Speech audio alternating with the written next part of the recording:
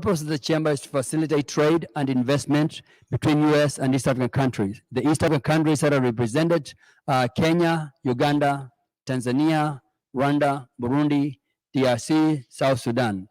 We continue to expand, plus the Americas, of course. So the reason we started the chamber was because we as diasporans, when we come here to the U.S., we get a lot of interesting phone calls from people, our family members, villagers, who call us and ask us to send them some money to help their children who are lacking school fees. Others are sick, some very minor issues, and those things require money. When I came as a student, actually, I did not have any money with me. I got those letters myself. I had no way of helping those people. When I finished college, I wanted to do something about it and a way to see how I can affect those lives of the impoverished. So the chamber was formed under those bases. So we decided to get together. I found a Ugandan, I found a Kenyan, I found a Rwandese, I found a Burundian, and a Tanzanian. And those people started meeting periodically to chart the way of how they can get this facilitation done. So in it, the organization was formed. We wanted to just have the Americas go to our region and start little companies and hire our people so that the phone calls will be reduced. It might not be my brother, my sister, my mother, or my father, but somebody from the village will be affected. And that has been happening since then. So thank you very much for being a part of that journey. And we're still going on it. This year, we have several organizations that come to play to help us. One is ADP. ADP is a large organization. They do a lot of payroll processing. They also do healthcare. They also do insurance and so forth. They're going to be their top sponsor for us. We're delighted to have them. We also have World Remit. We have also received support from the U.S. Trade Department, Prosper Africa. They've been willing and wanting to help us and work with us, and we're doing so. There are other organizations that are going to be represented throughout this session. But I'd like to introduce to you the chairman of the East African Chamber of Commerce to take it from here for a minute. Elsa Jugo McDowell.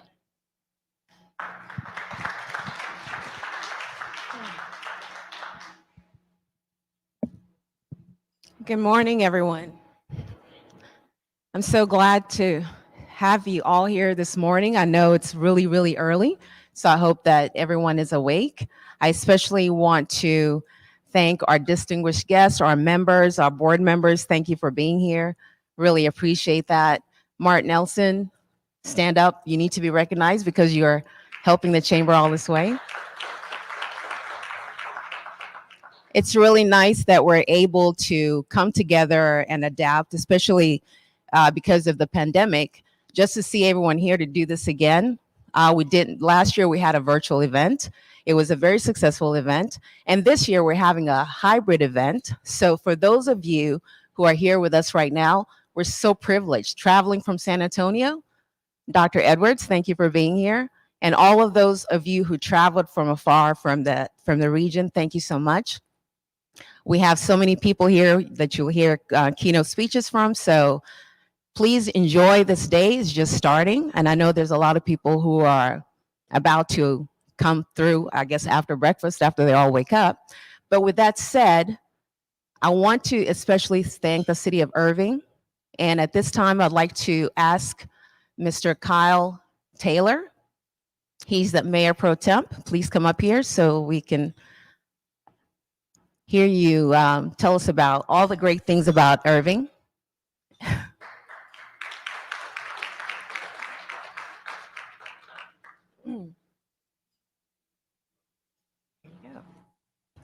Well, thank you. It's an honor and privilege to be here. Best thing about Irving today is that you're here in my hometown, so I appreciate everybody being here. But on behalf of the mayor and the city council, our Chamber of Commerce, our Conventions and Visitors Bureau, we really do appreciate giving us the opportunity to host y'all and have this conference here. I was at a meeting yesterday, and Irving is the second most diverse city in the United States. We celebrate our diversity. There's conversations where if you pick MacArthur Boulevard, which is a street that runs here in the city of Irving, you start on the south part of that and drive all the way north, you can taste food from every continent in every country in the United States. So we're very proud of our diversity. I wish you the best of luck at your conference. I hope you get to meet some new people, learn a few things, and continue to strengthen the relationship between businesses and government. But welcome to the city of Irving, and thank you for being and choosing to do this in the city of Irving. We're proud to host you, and thank you.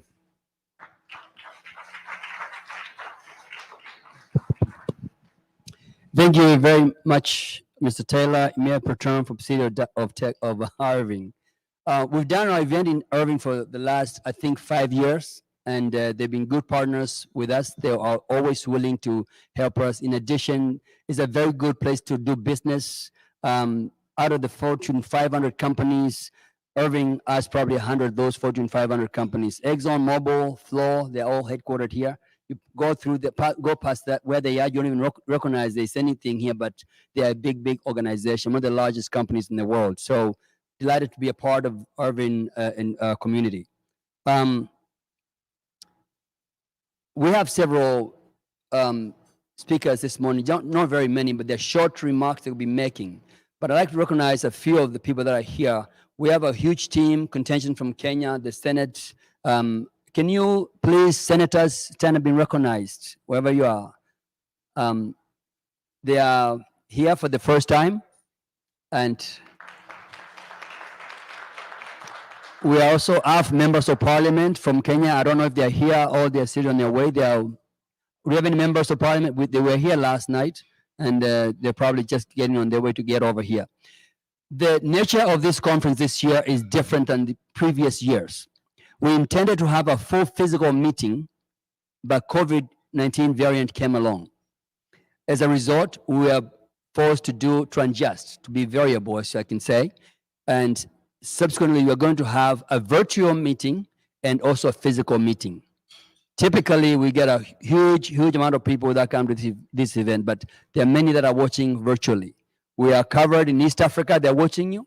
Globally, you're being watched. So whatever the proceedings take place, we are being broadcasted across the globe. So for that purpose, we're going to have some few of our, like the ambassadors, some of them will be doing virtual. We'll play those virtual messages for them that they've recorded, and some of the government folks from the Trade Department. And then but before we do that, we're going to hear from various people that are here that'll be making some remarks this morning. The first of the people that I'd like to recognize is the ambassador representative from the Embassy of Uganda, Madam Excellency Honorable Santa Mary Lake Keira. Did I say that right?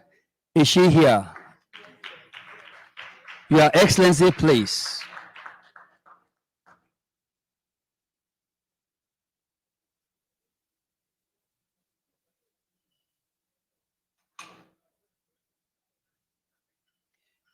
She is getting her thoughts together. It's early morning, but she will be ready very quickly. Then with that, I'd like to recognize the lead team leader for the Kenya Senate. Who is it? Where's your senator? Please come forward to just say a few remarks about your country.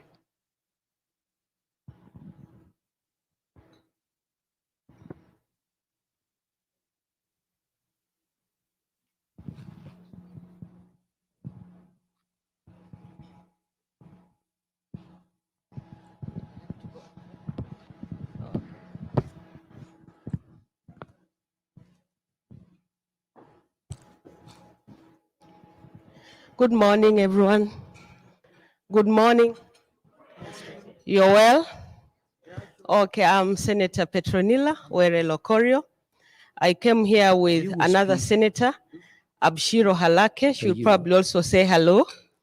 And then we have Olekina Ledama, the senator for Narok County. We are members of various committees in the Senate, members of ICT committee, and members of the Energy committee. So we are here to listen in about the East African Chamber of Commerce, and to remember that East Africa is really one region.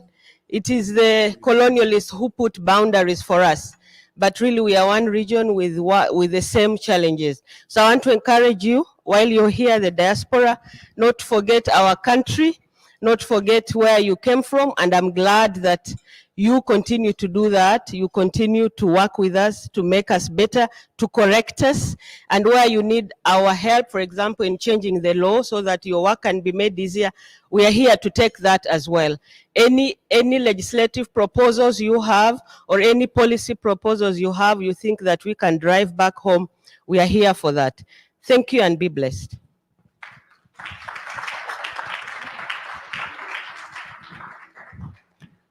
Thank you, Senator Were, for those short remarks. And I believe now the contingents from Uganda has gathered their thoughts and they're very ready to bounce to the stage. Your Excellency, Santa Mary Le Kaira.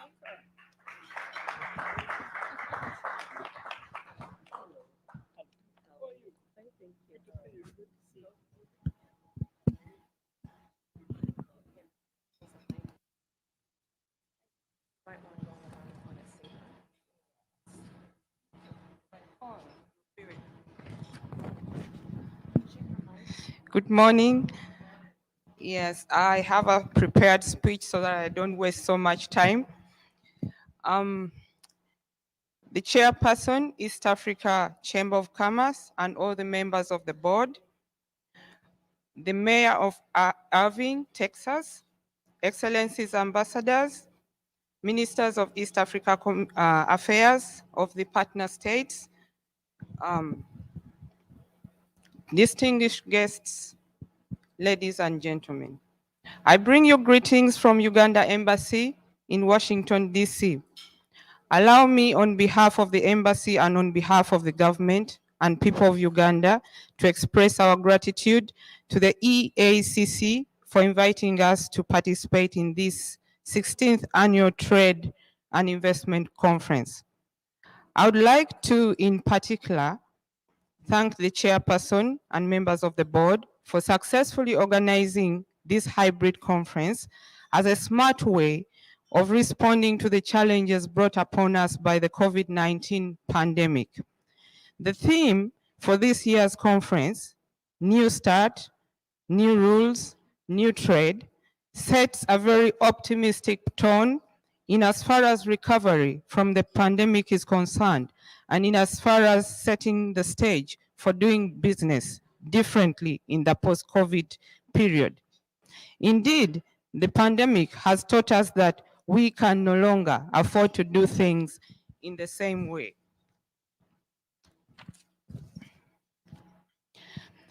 We need to think outside the box and promote new ways of doing business. To meet the challenges posed by the pandemic, businesses across the world have had to adjust their operations, and society had to respond in creative and decisive ways. Most businesses went online, meetings became virtual, schools were closed, people lost their jobs and incomes, to mention but a few. All these culminated into major social disruptions and economic shocks for every country around the world. As we now move into the recovery phase, it is important that we work together to build on lessons learned from the pandemic and prioritize actions that will enhance resilience for tomorrow. To this end, expanding two-way trade and investment between the US and East Africa region while incorporating what we have learned along the way is important. Investment in key sectors that will drive the recovery process and sustain businesses and trade beyond the pandemic period is very crucial. In the case of Uganda, I would like to acknowledge the contribution of the US government towards Uganda's ongoing recovery process from the effects of the pandemic. We thank the US government for donating a total of 2,321,350 COVID vaccine doses to Uganda, and for providing approximately $111 million in direct assistance specifically to respond to the COVID-19 pandemic. This funding and assistance was deployed towards technical support, support in data management, risk communication, health worker training, strengthening supply chain and increasing cold storage capacity for vaccine uptake across the country. These response efforts have given Uganda optimism for a fast recovery from the pandemic once vaccines are rolled out to a large proportion of the population. On the economic front, while many sectors have been affected by the COVID-19 pandemic, there are others that have remained resilient, including manufacturing, agriculture, agricultural processing, energy, and mineral development. There are also indications that the adversely affected sectors like tourism will rebound very fast. According to the Africa Development Bank Economic Outlook, the economy reported strong growth in 2019 before the pandemic at 6.1%, largely driven by the expansion of services. However, these growth figures plummeted sharply during the pandemic. Uganda therefore welcomes private sector operators from the USA, including our diaspora people, to take advantage of the various investment opportunities and come to the country, to Uganda, and invest in agribusiness, tourism, mining, energy, information communication and technology, manufacturing, financial sector, real estate, healthcare, education, among others. Ladies and gentlemen, I would like to assure all prospective business operators that Uganda's economy is fully liberalized, allowing free inflow and outflow of capital and 100% foreign ownership of investment. In addition, Uganda has a strong natural resource base, predictable macroeconomic environment, and strong government commitment to the private sector.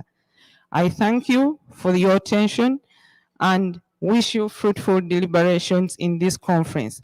Our embassy in Washington, D.C. remains at your disposal for any details on doing business in Uganda. Thank you very much.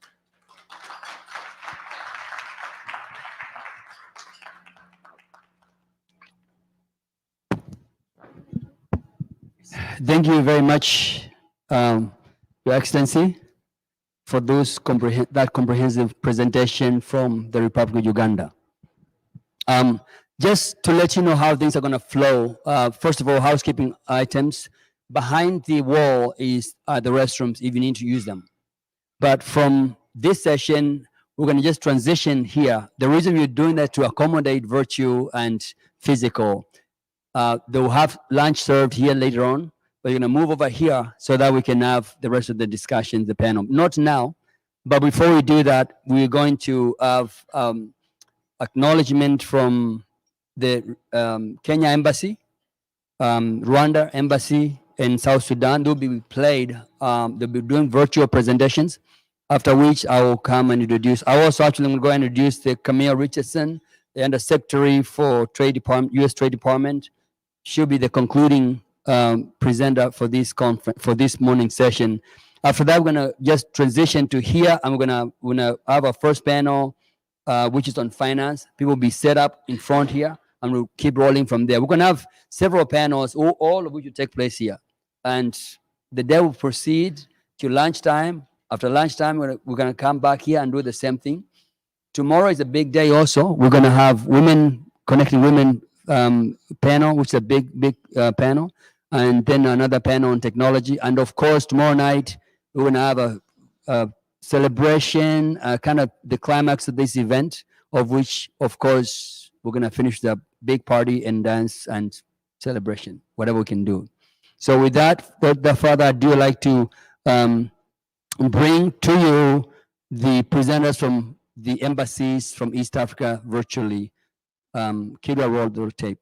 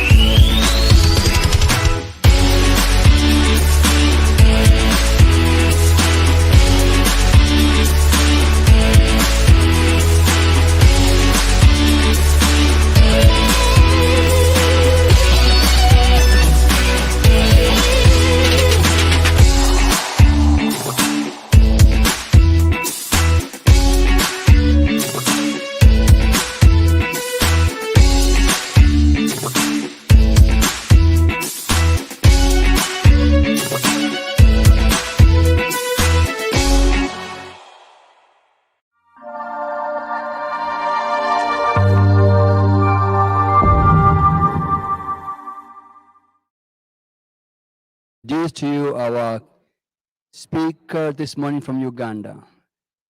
She's the first Deputy Prime Minister for the Republic of Uganda. She's also the Minister for East Africa Community, Honorable Rebecca Kadaga. Madam, welcome to the stage. You can sit here.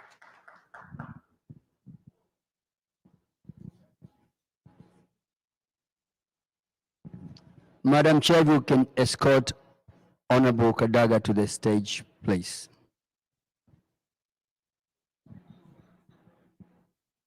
Honorable Kadaga? You usually.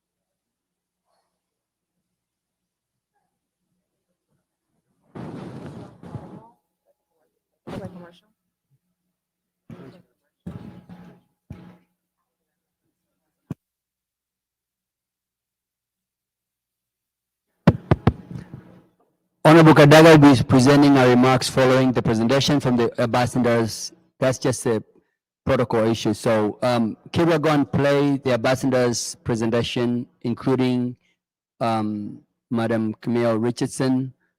Then Honorable Kadaga remarks will follow after that. So go ahead.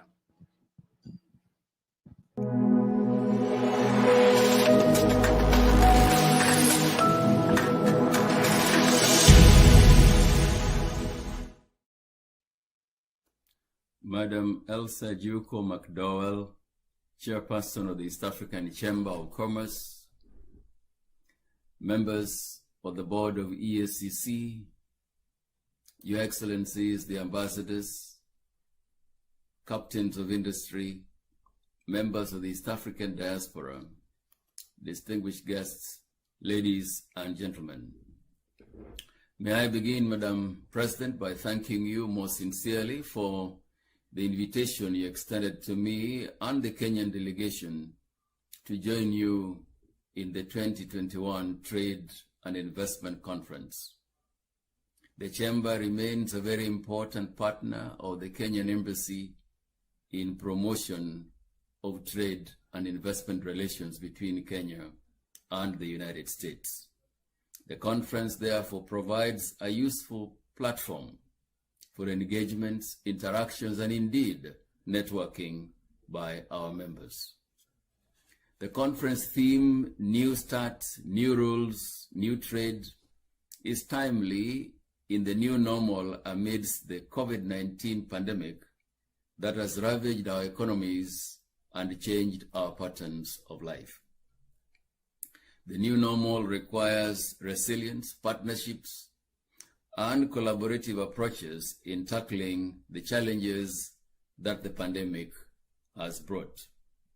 On behalf of the East African partner states, I wish to encourage our prospective investors to view the East African community, which is a common market, as a single investment destination with diverse opportunities. The East African community economies or countries remain the fastest growing in the continent, with a population of 177 million, a growing middle class, and youthful population. It offers a wide market for investors. Excellencies, ladies and gentlemen, Kenya, which is a member of the East African community and the largest economy in the region, continues to grow at an average rate of 5.5% over the last 10 years. And its economy has proved its resilience in 2020 to an extent that in 2021, the Kenyan economy is expected to grow at 6.1%. Kenya also has an excellent business ecosystem with a high number of multinationals setting up regional and continental headquarters in the country.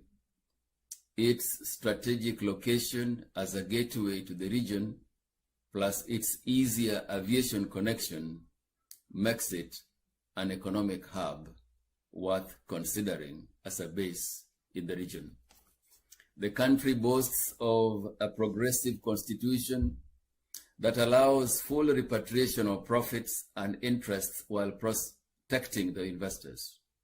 A number of incentives are also in place to encourage and facilitate entry and expansion of investment through the export processing zones as well as the special economic zones.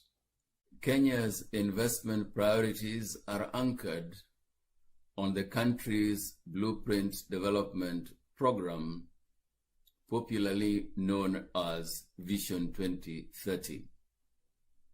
The medium plan of this vision is being implemented under the Big Four agenda, which focuses on 4 priorities, namely affordable housing, manufacturing, universal health, and food security.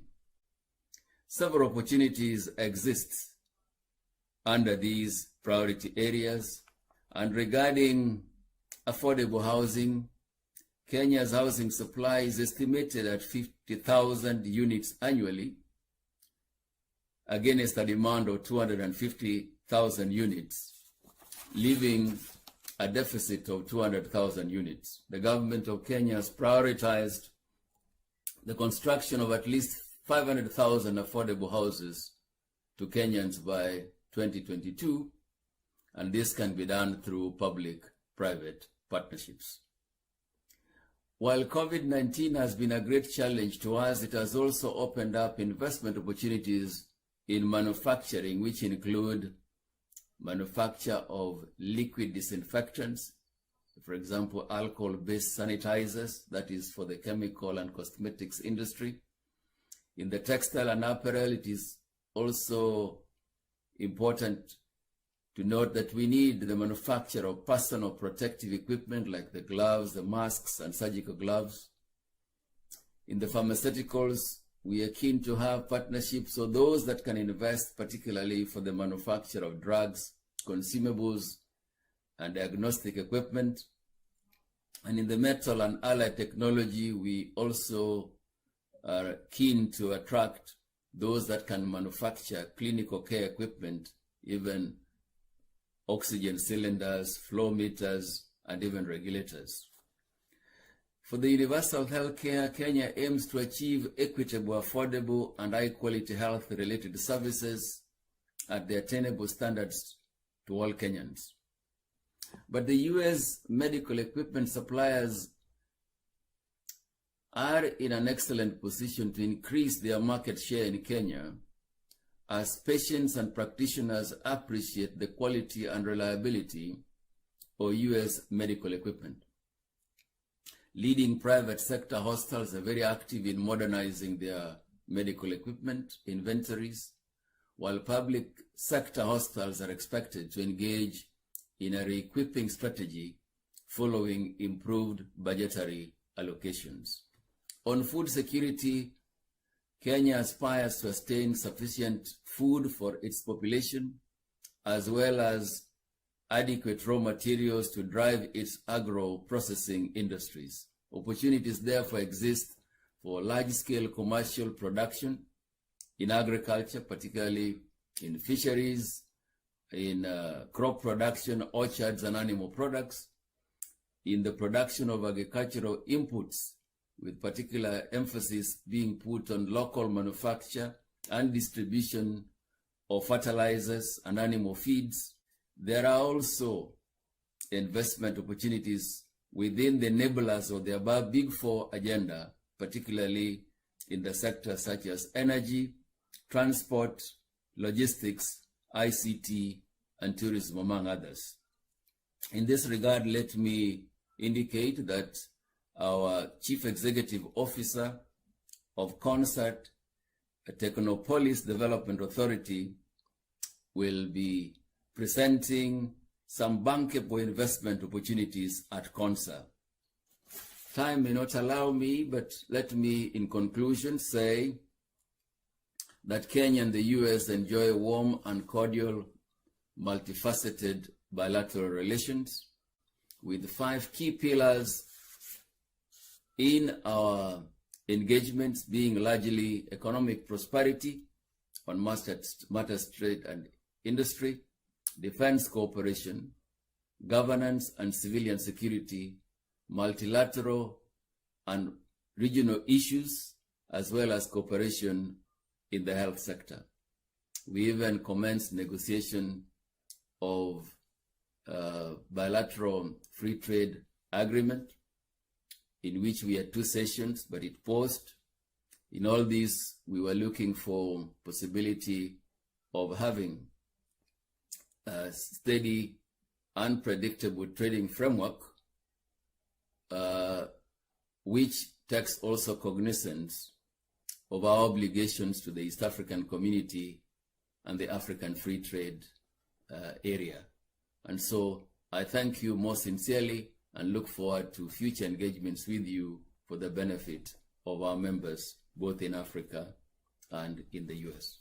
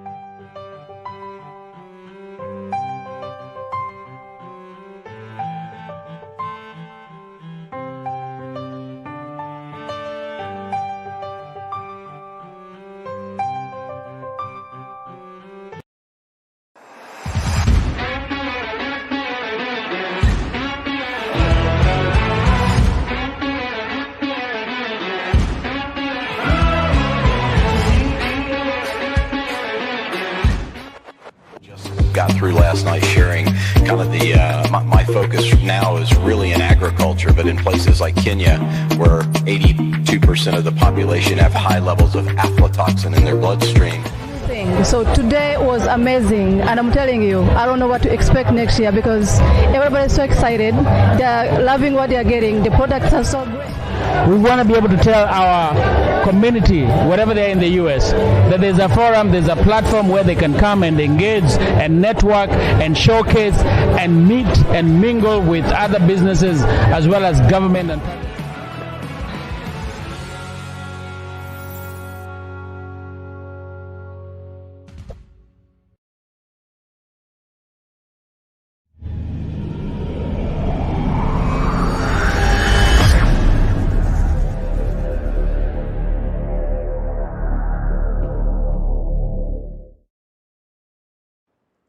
Amakuru.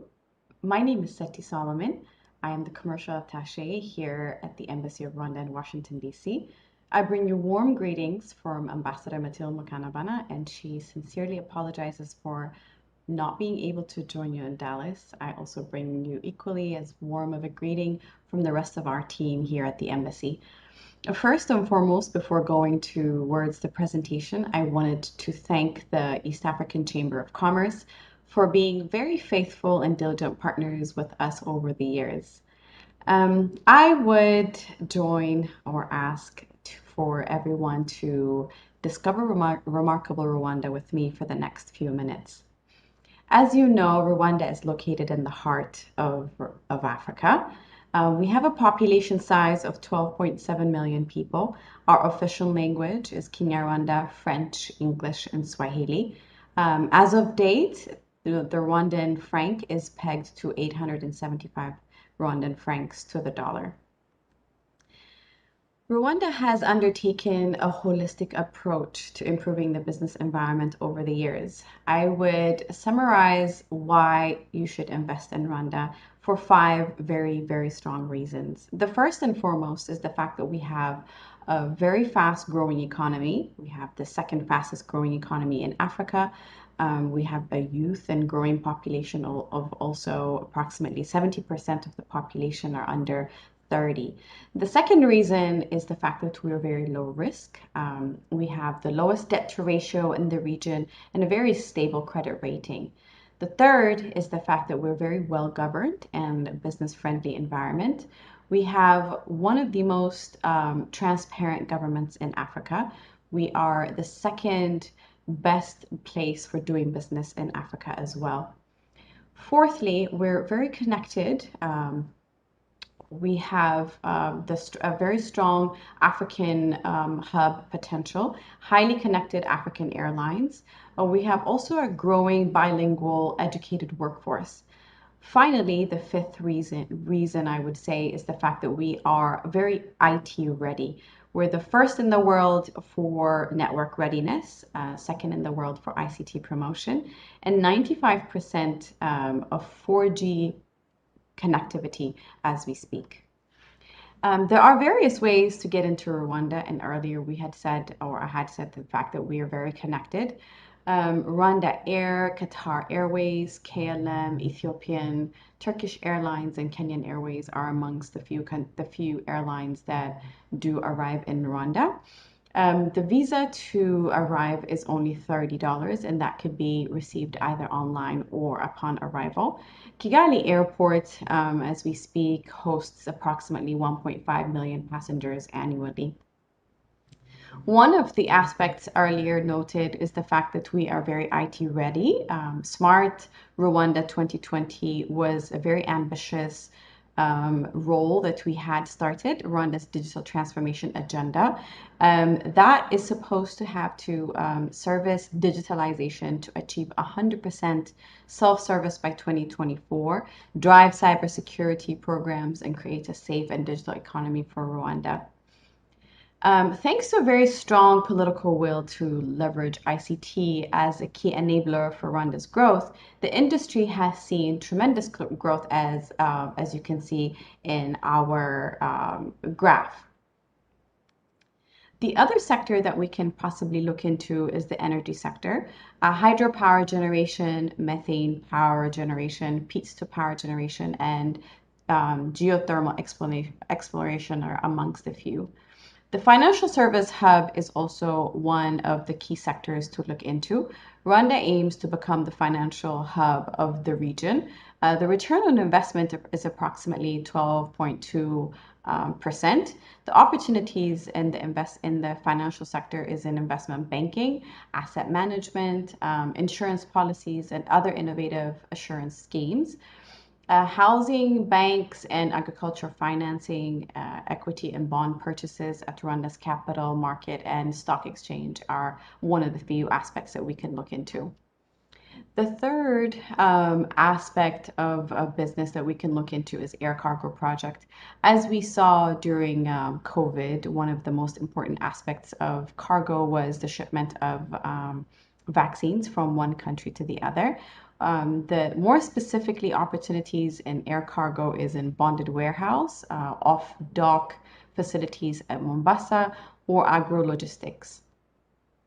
One of our booming industries is the tourism sector. Tourism sector is one of the second leading foreign exchange earner in Rwanda. Rwanda currently receives just over 1 million tourists, and the sector is poised to grow 25% annually. A lot of the major international brand hotels are in the market, such as Marriott, Radisson Blu, Sheraton, and Kempinski. And we also have very unique assets, as most of you know. We have the mountain gorillas, diverse bird species, etc. And the growing conference tourism also attracts potential conference tourists of East Africa, specifically now that the Kigali Convention Center is operational. Finally, the Kigali Innovation City is one of the aspects that we can look into. This innovative hub is supposed to house world-class universities in innovative agriculture, healthcare technologies, biotech firms, both commercial and residential space. This specific project is supposed to target over 50,000 jobs, generating $150 million in ICT. We have various other industries that we can potentially look into, but I just wanted to name just these few aspects: tourism, energy, the financial hub, and the Kigali Innovative City. We look forward to hearing more from you. If you have any questions, we are available at the embassy at any time, and we implore you and ask you to visit Rwanda. Thank you so much.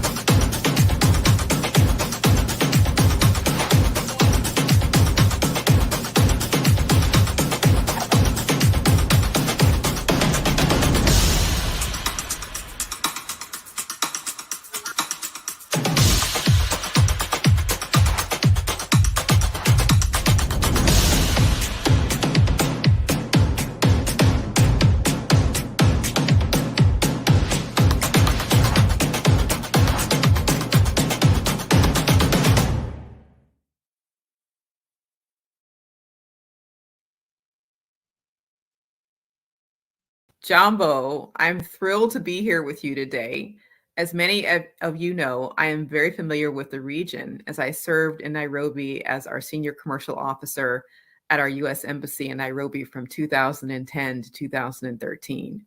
Recently, I had the distinct pleasure of speaking at a virtual event organized by the U.S. Chamber, which has several affiliates there in East Africa, which we call American Chambers of Commerce, or AmChams. And to be a forum for a vibrant conversation, which included voices from the U.S. private sector, as well as key ambassadors serving in the region. And the objective was to strengthen commercial ties with the U.S. private sector. I'm always delighted when my work brings me back to East Africa and to the East Africa community.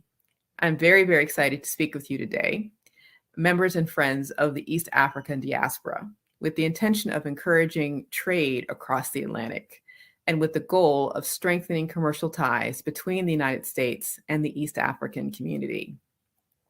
As you may know, in February, President Biden spoke at the 34th African Union Summit, and more recently at the UN General Assembly, where he made clear that his administration is committed to rebuilding our partnerships around the world, growing trade and investment in a way that advances the prosperity of all countries. So I underscore that we are encouraged at the highest levels of government to consider new ways to strengthen our economic and trade relationships, while broadening the typical profile of the U.S. companies who may become partners with companies in your region. The EAC continues to be one of the leading regional economic communities in sub-Saharan Africa and has made great strides in recent years, integrating the economies of its member states. It has established a free trade area and a customs union and is working toward a common market. As testament to the promise of the region, the U.S. Trade and Development Agency, also known as TDA, one of our sister agencies, which offers grants for feasibility studies, as well as other technical assistance endeavors, has 25 active projects and is obligated nearly $22 million in East Africa and Ethiopia alone. You may have also heard about the Biden administration's Build Back Better World, or B3W initiative, which is directing our focus as the U.S. government on infrastructure opportunities throughout Africa. In fact, from the Commerce Department, we are planning a flagship event in Dubai that will focus on infrastructure areas that align with the Biden administration's top priorities, which include transportation, logistics, supply chain, water, healthcare, agribusiness, energy, as well as aerospace, defense, and security. And of course, we can't forget about the digital economy. Like everyone else, we're having to incorporate safety precautions because of the global pandemic. So stay in touch with us through your local U.S. Export Assistance Center, and there is one there in Dallas, headed by Jessica Gordon, regarding the details of this event, which is scheduled to take place in Dubai on March 6th through 8th in 2022. Now, the U.S. Export Assistance Centers are for those of you here in the United States. And then, of course, we have our embassies on the ground in Ethiopia, as well as Kenya and Tanzania in terms of our commercial diplomats. So regarding the global pandemic, I know that one of the things I was asked to speak about is the vaccine regimen. In fact, we're in the midst of managing the impacts of the global pandemic in East Africa. Pre-COVID-19 projections showed that the region real GDP had grown, albeit modestly. And the region's growth seems to have been driven by strong public spending on infrastructure, rising domestic demand, and the benefits of improved stability in the business climate. So to support you in responding to the pandemic, I think it's worth noting that President Biden has said that the United States has put more than $15 billion toward a global COVID response. And we've shipped more than 160 million doses of the COVID-19 vaccine to other countries. This includes 130 million doses from our own supply and the first tranches of the other 500 million doses of the Pfizer vaccine that we purchased to donate through the COVAX program. Conquering the global pandemic and facilitating a robust global economic recovery are both interconnected and top priorities of the administration. We want to implement policies that are beneficial to sustainable regional integration in the EAC, inclusive of all of our respective citizens as we rebuild back better. So here at Commerce in the Middle East and Africa region, which I lead, we have several initiatives that I'd like to highlight, and I know that I don't have a lot of time, so I'll try to keep it very short. We want to get inputs from the private sector on what a commercial partnership with Africa could look like. What should our commercial engagement strategy be? So earlier this year, I launched a national listening tour on Africa, and I'm looking forward to having our Deputy Secretary, Don Graves, continue to lead that effort domestically to engage companies who are either typically not well represented or companies like yours from the African diaspora here in the United States. Also, we have an advisory council of fairly well-known companies. It's known as the President's Advisory Council on Doing Business in Africa, or the PAC-DBIA. It's a group that the Secretary of Commerce chairs, and we are looking forward to welcoming a new class, hopefully later this year. And of course, we have other tools here at Commerce. We've launched within the MEA region a new early stage trade lead system, which we call Express Leads Middle East and Africa. We've been piloting the LMEA, as we call it, pilot here in the MEA region with about 3,000 to 4,000 US companies. We're looking to position those companies at the early stages of infrastructure projects to get in even before the tendering stage and to increase the chances of being competitive and gaining some wins in the infrastructure space. On the other end of what we call the deal spectrum, we have our advocacy center based here in Washington, and they can help U.S. companies to essentially showcase their offers to host government and to compete against very strong foreign competition. Our advocacy center has been around for a while. They're very good at what they do. And in fact, in the East Africa region, they have 35 US companies competing through 62 cases with a potential US export content of about $10.5 billion. In between the LMEA on one end of the deal team stream and the other end with the advocacy center, we actually do have what we call deal teams at our US embassies and consulate. And that would involve representatives from our interagency, all the different government agencies that can offer resources to support increased trade and investment between the United States and East Africa. And then, of course, you've probably also heard of the Prosper Africa initiative, which will be relaunched this year, which combines the interagency resources here in Washington to stimulate two-way trade and investment through our commercial posts and other resources on the ground.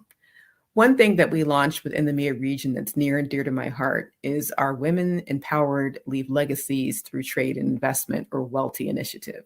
WELTI is essentially looking to reposition women from being hardest hit by the pandemic to being at the vanguard of economic recovery.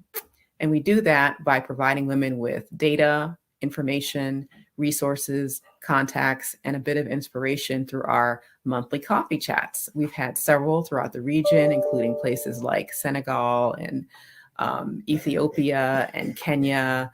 We have another one coming up in Ghana, October 19th. I hope that you'll join, where we feature African women entrepreneurs who have overcome various challenges to growing their business by trading and investing with the United States. So all of this is on the March to our Trade Wins event, which I'm very much looking forward to.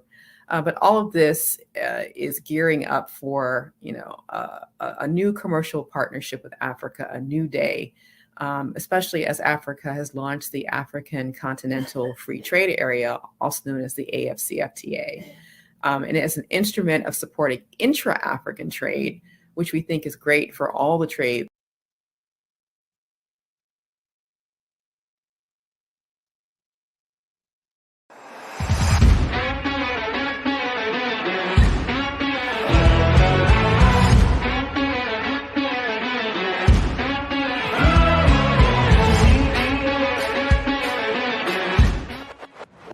Got through last night sharing kind of the my focus now is really in agriculture, but in places like Kenya, where 82% of the population have high levels of aflatoxin in their bloodstream. So today was amazing, and I'm telling you, I don't know what to expect next year because everybody's so excited. So before we hear from Madam Kadaga, we're going to invite the gentleman from the Embassy of Uganda. His name is Dabayai Kaur. He's a trade and investment attaché from the Embassy of Uganda. South Sudan, sorry. This is mic there. You can come to the stage. I know you're very tall, but Tall, yeah. yes, thank you. Thank you. Good morning, Your Excellencies. My name is Dombek Yaikol. I am a councillor. I'm representing the Embassy of South Sudan. On behalf of Ambassador Philip Jadenatana, I would like to thank you, Madam Chair, for inviting us to this conference. This is the first time for me to attend it, but I'm very impressed the way I'm seeing it. It's going to be a really good conference. So, South Sudan, Ambassador Philip is apologizing. He's not here today because we have the Vice President in Washington, D.C. That's why he could not make it here. And our Vice President is here because South Sudan now we have a peace. So she's trying now to lobby for investors.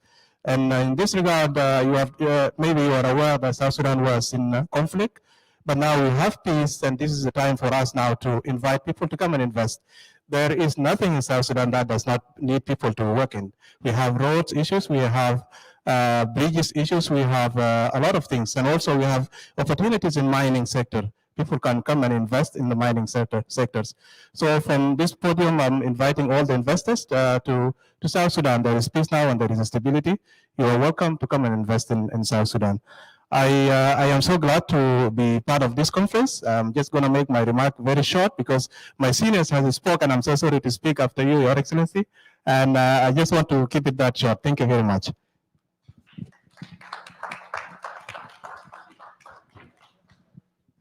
Thank you very much. Now, it gives me great pleasure to introduce to you our concluding speaker for this session, First Deputy Prime Minister and the Minister for East Africa Community, Honorable Rebecca Kadaga.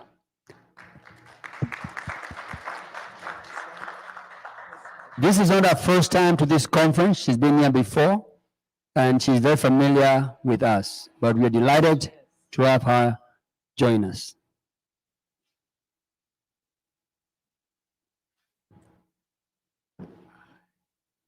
Just sit anywhere you want.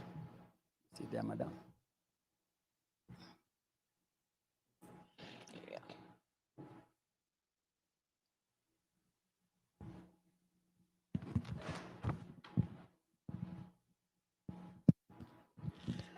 Thank you very much. Is it working? Yes.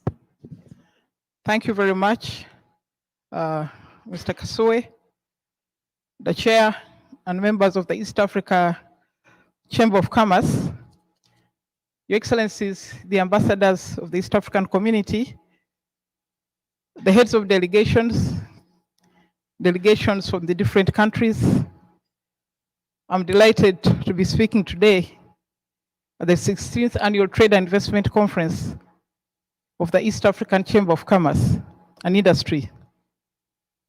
Let me take this opportunity to thank you for giving us the opportunity to inform the diaspora about the prospects for investment in the countries of the East African community, the countries of Kenya, of Uganda, of Tanzania, of Rwanda, of Burundi, of South Sudan, and soon possibly Democratic Republic of Congo, which has applied to join the East African community.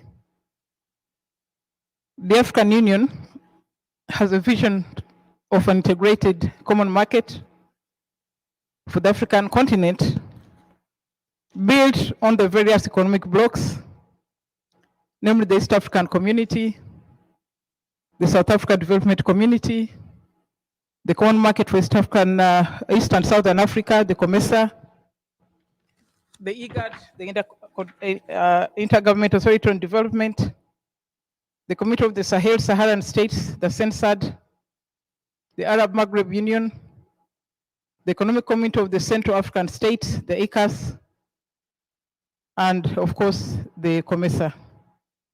I'm happy to report that this African community has made major strides. First through the customs union, then the common market protocol. The common market envisages the free movement of goods, of services, of labor, of capital, as well as the right of residence and the right of establishment. This gives an opportunity for an investor to operate within this large market of nearly 200 million people. I'm happy also to report that we're in advanced stages of establishing a monetary union, and we expect that by 2024, we shall have a single currency for the East African community. I'll now just speak about Uganda. We have issues of unemployment, but I look at this as an opportunity. We have over 25 universities in the country, as well as several other tertiary institutions. Consequently, we have a large pool of highly educated Ugandans who are available for and adaptable for employment. So I look at that as an opportunity that you can take advantage of to invest in Uganda. We have further gone ahead to invest in business, technical and vocational education, to continue skilling our people to specialize in particular skills. We are still an agricultural country. I would like to invite you to invest in value addition in many, many sectors. Uganda is the world's biggest exporter of the Nile Perch. We're the second biggest exporter of goat hides and skins. And we are third in the export of laminated bamboo wood from Uganda. We export milk, coffee, cocoa beans, cement, and solid cane or beet sugar, among others. We have an opportunity to manufacture industrial sugar to support the pharmaceutical industry. That's another opportunity. However, we still have a low per capita GDP, present at $932 by the end of 2021, which is below the 1,039 required for the nation to attain the middle income status.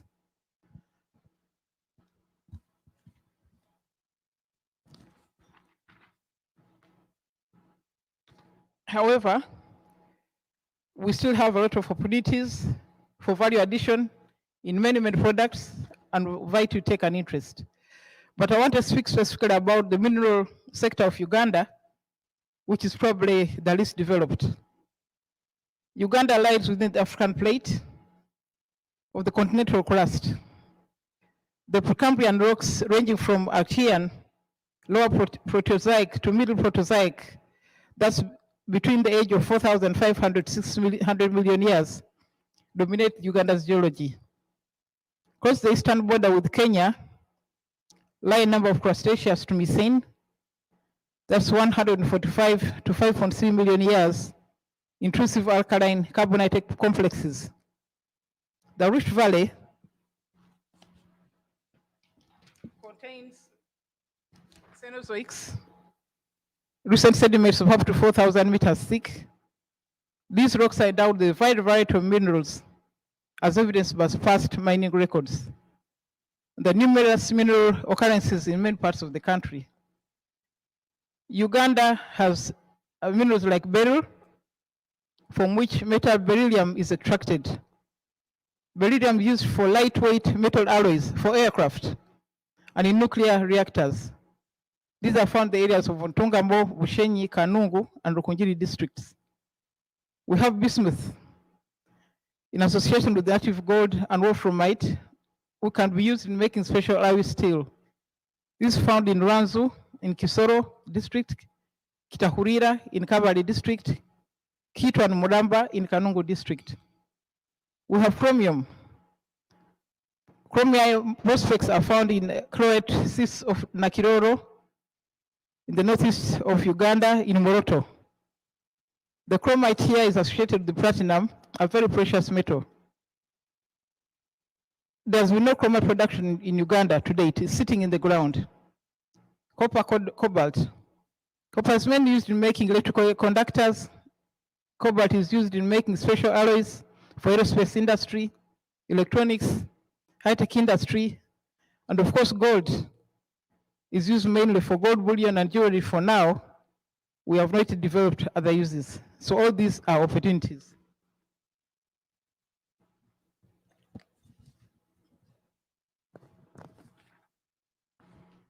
We also want you to know that we have lithium, neobium, we have tin, titanium, tungsten, silver, and zinc.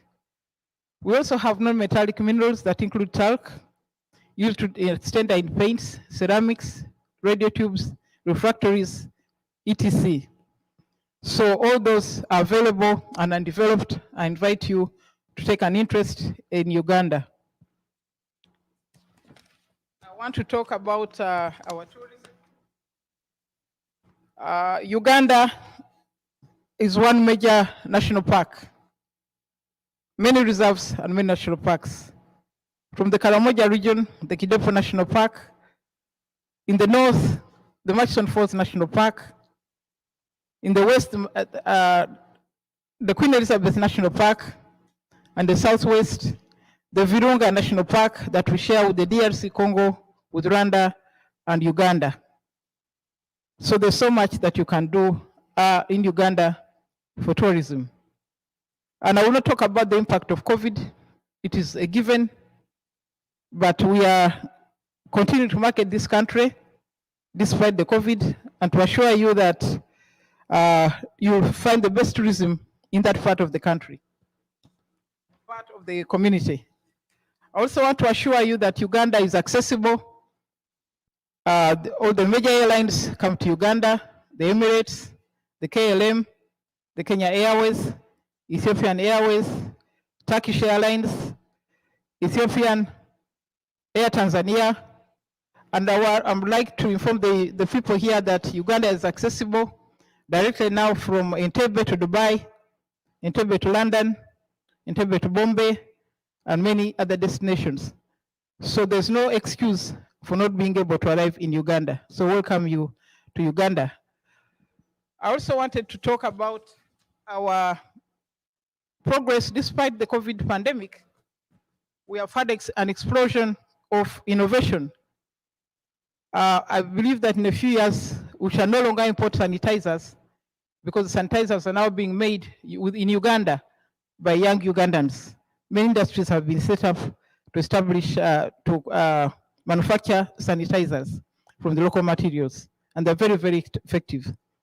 But I'm more excited to inform you about our development of a treatment for COVID-19. We have the Covidex, manufactured by Professor Ogwang, Ombara University of Science and Technology. It has undergone clinical trial. What we need now is support to have it acknowledged worldwide as a proper treatment. We also have another treatment of Covilice by Professor Arum, another doctor at Gulu University. So a lot is going on, and very soon they will be on the market. They have already undergone clinical trials. So I want you to support Uganda to continue developing and doing research in these areas.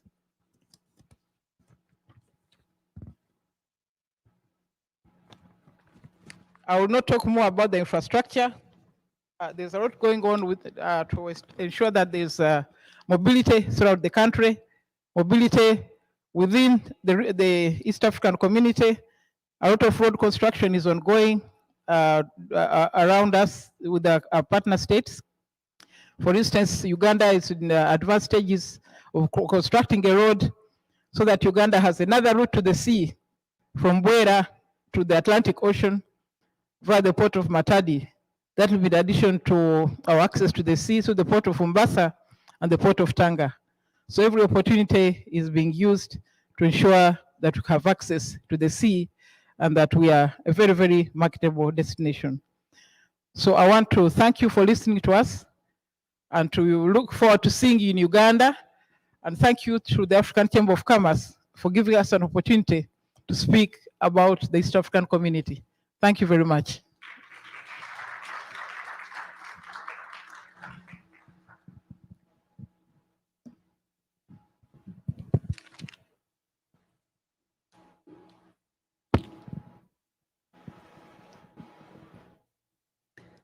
Thank you, Honorable Kadaga, for those brief and concise, precise remarks about the opportunities in Uganda. We'll come to the end of the first session, our opening ceremony, and thank you all for being a part of it. We're going to transition to our first panel, which will be on finance. So we're gonna just take a quick break and come back to this area where the presentation will take place. So this is where they'll be seated. You can be seated over there they're gonna set this place up for lunch later on. So please transition this, right, Martin? Yeah. Please move in here to this section and take a quick break and then come here. We can get started with our first panel and we'll go from there. Thank you very much.